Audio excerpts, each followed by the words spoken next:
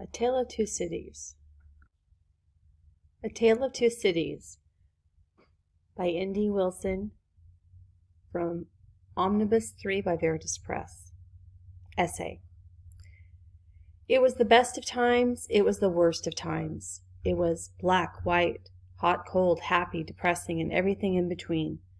Dickens opens A Tale of Two Cities with a sentence chock full of apparent paradox, a sentence, which also happens to be a paragraph, that is meant to introduce us to the complexity and confusion of the period that led up to and through the French Revolution. While he may have written much of it simply for the rhythm of the words, the tone of the whole novel is set out in that first paragraph, just as the tone for this essay is being set out in this one. Dickens' sympathies and judgments are foreshadowed for us, and as he wades through his own historical version of the Revolution, we should be prepared to see every character on trial, along with whole classes of society. We should expect verdicts in all the blood, murder, mistrial, oppression, and confusion. We should expect to see Dickens damn and Dickens justify. General information. Doubles and contrasts pervade Dickens' novel A Tale of Two Cities. The opening words are a study in contrast. It was the best of times, it was the worst of times. The title itself sets up a contrast between the pair of cities, London and Paris. Dickens also sets pairs of characters in relation to one another. The most obvious example, of course, is Charles Darnay and Sidney Garton, who look remarkably alike. This image is an engraving of the author and a shadowy reflection of himself. General information, author and context. Charles Dickens was born in 1812. He spent a great deal of his childhood in London, and after his father was placed in prison for debt, a 12-year-old Charles was forced to go to work in a warehouse. By his late teens, he was working as a stenographer, and then he moved into reporting. His first book, Sketches by Boz, was a collection of pieces that he had written under the pseudonym Boz, and was released in 1836. Boz was a success, and that success soon turned into fame with the Pickwick Papers. He was still young when his star began to rise, and he married almost as soon as it did. He was married to Catherine Hogarth in the same year that Boz was released, and while the following years would see the birth of 10 Dickens children and the production of some extremely successful novels, his marriage was a failure. Catherine eventually separated from Charles because his attentions were rather consistently focused on other women. After the separation, Dickens rather bizarrely continued to live with his wife's sister, kept an actress companion at times, and supported his wife in her own house. When Dickens began his writing, England had just seen the passing of two of her great writers. Jane Austen had died a mere 20 years before Dickens achieved his success, and Sir Walter Scott had died only 4 years before the release of Boz. Dickens's career began just as the stage cleared. He was alone, only accompanied by the sort of temporary literature that currently tops our own bestseller lists. And while his work frequently, and justly, receives harsh criticism, it has lasted from his own day to ours, matching and surpassing his predecessors in popularity through a constantly shifting literary world.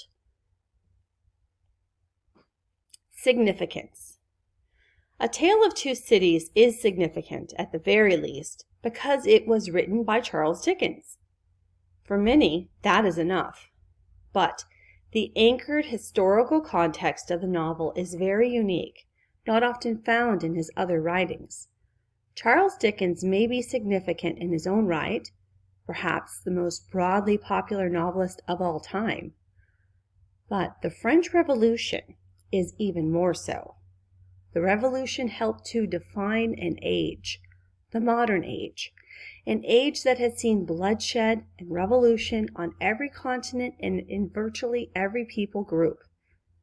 A Tale of Two Cities brings Charles Dickens, his commentary, his scruples, sentiments, and insights to the French Revolution.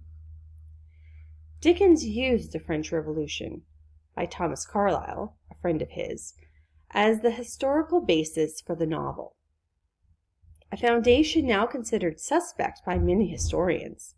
Carlyle is believed to have exaggerated or misunderstood the economic circumstances leading up to the French Revolution, and to have overstated or conflated some of his descriptions of the oppressive aristocracy. But regardless of whether or not Carlyle rises or falls in the esteem of modern academics, his damage is done. Throw him away and he will still have influenced Dickens, and through Dickens, millions. Posterity's view of the French Revolution and every other slice of history is always shaped by the storytellers. A Tale of Two Cities has set the stage of the past and shaped our perception of the period. Main characters. There are a number of main and secondary characters in this book. The main characters are Dr. Manette. Dr. Manette begins the story as a prisoner in the Bastille. He is the father of Lucy Manette and spends most of the story playing the role of a kind father and gentleman in London who periodically has flashbacks and returns to his prison job of making shoes.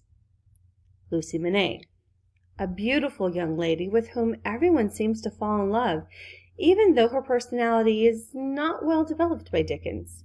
She is a doll-like character. Charles Darnay, a French aristocrat living in London who falls in love with and marries Lucy Manette and looks a lot like Sidney Carton. He is virtuous and noble. He is eventually tangled up unwittingly and unjustly in the Revolution. Sidney Carton, a wastrel London lawyer who drinks as much as he works. He loves Lucy, but is too pathetic to do much more than grovel at her feet. He looks a lot like Darnay. Some of the secondary characters are Monsieur and Madame Defarge, a Paris wine shop owner and his wife. Both are committed revolutionaries. Jarvis Lorry, a businessman who works at the Tellson Bank, and he's a faithful friend of the Manette family. Jerry Cruncher is a man who does odd jobs for the Tellson Bank, but also has a hobby of grave robbing. He is uneducated, superstitious, and worries much about his Christian wife, who is constantly flopping on his behalf. That is, she's praying for him. Mr. Stryver, another London lawyer who works with Carton. He falls for and is rebuffed by Lucy.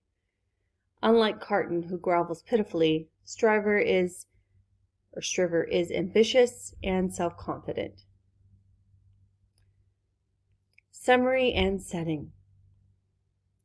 The narrative of A Tale of Two Cities straddles London, Paris, the French countryside, English roads, and several years. A man out of his mind is released from the Bastille and is kept for a while by the Defarges. The released prisoner is Dr. Manette, and he can think of nothing but making shoes. He is taken in by his daughter Lucy, who believed him dead before this, and is moved to England, where he slowly recovers his sanity. In London, a man named Charles Darnay is on trial for treason. He is from France, and his doings have been suspect. He is acquitted through the assistance of Sidney Carton. Along with a few friends and supporting characters, these are the players. Darnay and Carton both love Lucy, but Carton is a hopeless mess, while Darnay is strong and noble. Darnay and Lucy wed and live a simple, contented life, with Carton as an odd, parasitic friend, swearing allegiance to Lucy and all whom she may love, even though she loves Darnay, not him. Then in the midst of revolutionary turmoil, Darnay is called to France to defend a former servant. It is discovered by all that he is actually an aristocrat, ashamed of the abuses of his family and their kind. He is taken prisoner in Paris, and the final action, for which all our characters have been prepared, swings into motion. Defarge, former servant of Manet, is integral in condemning Darnay to death. As it turns out, Darnay's father was responsible in part for the death of Madame Defarge's brother and sister. Dr. Manet, despite influence with the mob as a former prisoner in the Bastille, is unable to free Darnay, and it is up to Carton, the character long given up for lost by anyone who has ignored Dickens' heavy foreshadowing.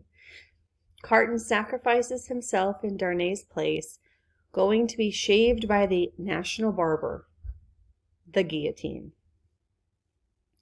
He has died for one whom Lucy loved. They name a son after him and think of him often. The wastrel is redeemed. He is a hero. And at the bottom here, one of Dickens' most remarkably descriptive scenes is with his depiction of a wine cask that breaks in the street. He draws an obvious parallel between the wine and the blood that would flow during the Revolution. The time was to come when that wine too would be spilled on the street stones, and when the stain of it would be red upon many there. Worldview, revolution. As mentioned earlier, Charles Dickens based the historical elements of Two Cities on the French Revolution by Thomas Carlyle. And while most contemporary readers will never browse Carlyle for themselves, Dickens, and thus Carlyle indirectly, have largely established how the French Revolution is viewed in our cultural consciousness. The people were downtrodden, dominated, abused, and exploited. They were pushed to an absolute breaking point, and then, as their children starved in the streets, and they were run over by the carriages of the aristocrats, and their daughters were taken and raped by the sons of the upper class, they finally snapped.